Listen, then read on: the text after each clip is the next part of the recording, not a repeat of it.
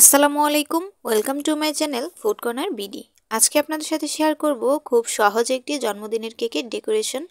তো এই ডেকোরেশন করা কিন্তু খুবই সহজ, একটি মাত্র নজেল দিয়ে এই ডেকোরেশনটা করা যায়। তো কেকটি ডেকোরেশন করার জন্য আমি এখানে একটি স্পঞ্জ কেক নিয়ে নিয়েছি, আর এই স্পঞ্জ কেকের রেসিপি কিন্তু আমার চ্যানেলে অনেকগুলো আপলোড করা আছে, আপনারা চাইলে দেখে আসতে পারেন। আর আমি আমার চ্যানেলে বিজনেসের রেসিপিগুলো শেয়ার করে থাকি, আশা করি আপনাদের জন্য খুবই সহজ হবে। প্রথমে আমি কেকটি বানিয়ে 3টি স্লাইস করে নিয়েছি এবং একটি স্লাইস দিয়ে দিলাম। স্লাইসটাতে আমি একটু সুগার সিরাপ ব্রাশ করে নিয়েছি, তারপর দিয়ে দিয়েছি হুইপড ক্রিম আর দিয়ে দিয়েছি ড্রাই কোকোনাট। এই ড্রাই কোকোনাট দেওয়ার কারণে কেকটা খেতে কিন্তু অসম্ভব মজার হয়। আর আমি যেহেতু বিজনেসের জন্য কেকগুলো রেডি করি, তো আমার কাস্টমাররা কিন্তু আলহামদুলিল্লাহ সবসময় অনেক ভালো রিভিউ দিয়ে থাকেন।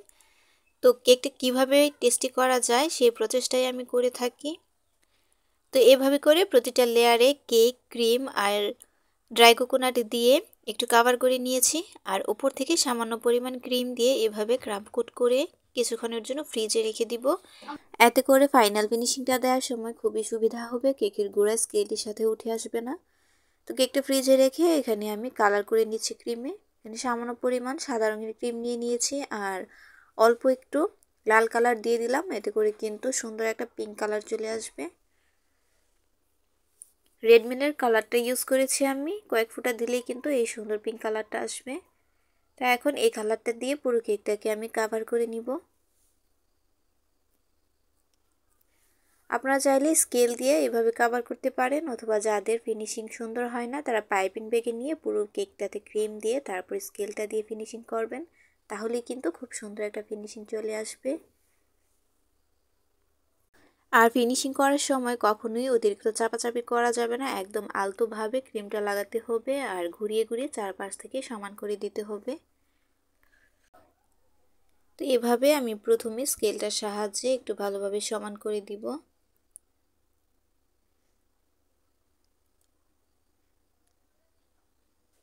সমান করা নেওয়া হয়ে গেলে আমি একটা স্ক্রেপারের সাহায্যে পুরো সাইডটাতে একটা ডিজাইন করে দিব, তাহলে কিন্তু সাইডটা সমানও হয়ে যাবে আর সুন্দর একটা ডিজাইনও হয়ে যাবে।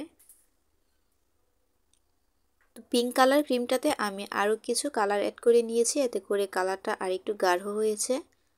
এখন একটা পাইপিং ব্যাগে নিয়ে নিয়েছি রোজ নজেল, আর এখন নিয়ে নিব ক্রিম। তো আমার প্রায় ভিডিওতে আপনারা দেখে থাকবেন এইভাবে করে আমি ক্রিমটাকে নিয়ে একটা স্ক্রেপারের সাহায্যে টেনে সমান করে দিই, তাহলে কিন্তু হাতে যে জায়গাটাতে ধরবো এখানে ক্রিম লেগে থাকবে না। তো আমি সামান্য পরিমাণ ক্রিম নিয়েছি পাতা তৈরি করার জন্য, সবুজ রং করে নিব। প্রথমে আমি কয়েক ফোঁটা সবুজ রং দিয়ে দিয়েছি আর দিয়ে দিয়েছি 1-2 ফোঁটা হলুদ, তাহলে কিন্তু এই সুন্দর কালারটা চলে আসবে।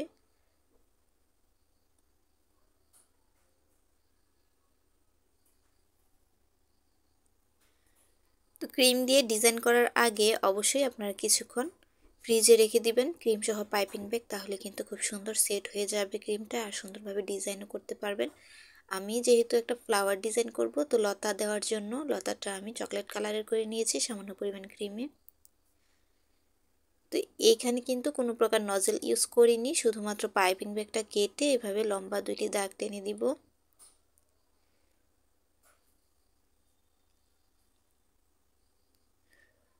এখন যে রোজ নজেলটার মধ্যে আমরা ক্রিম নিয়ে নিয়েছিলাম, এই নজেলটার সাহায্যে এভাবে ঘুরিয়ে ঘুরিয়ে কিছু পাপড়ি তৈরি করে দিচ্ছি।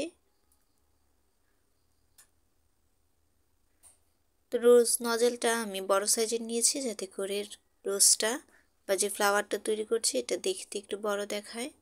প্রথমে আমি এক পার্ট করে দিয়েছি।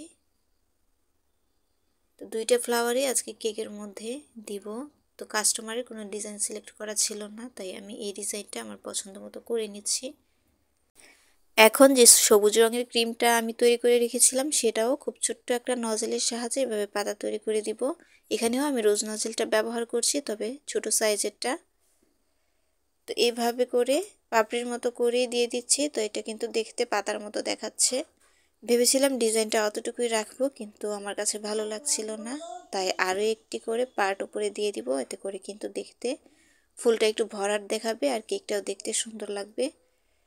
তো আমার যখন কাস্টমারের কোনো ডিজাইন সিলেক্ট থাকে না, আমি কি করব ভাবতে ভাবতে আমার সময় চলে যায়। আর এমনও কেক থাকে আমি 3 থেকে 4 বার ডিজাইন করি, আবার উঠিয়ে ফেলি।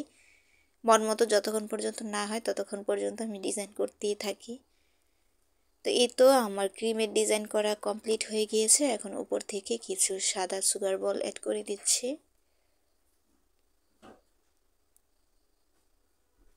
মাঝখানে একটু বড় সাইজের সুগার বলগুলো দিয়ে দিচ্ছি, এতে করে কিন্তু কেকটা দেখতে একটু বেশি সুন্দর লাগবে। তো আপনারা কিন্তু এভাবে খুব সহজে একটা মাত্র রোজ নজেলের সাহায্যে এই ফ্লাওয়ার ডিজাইনটা করে নিতে পারবেন। আপনারা যারা আমার ভিডিও রেগুলার দেখেন তাদেরকে অনেক অনেক ধন্যবাদ। আর চ্যানেলটি যারা অলরেডি সাবস্ক্রাইব করে দিয়েছেন তাদেরকেও অনেক অনেক ধন্যবাদ। যারা চ্যানেলটি এখনও সাবস্ক্রাইব করেননি তাদের কাছে অনুরোধ থাকবে প্লিজ চ্যানেলটি সাবস্ক্রাইব করে দিন। আজকের মতো এ পর্যন্তই। সবাই অনেক বেশি ভালো থাকবেন। আল্লাহ হাফেজ।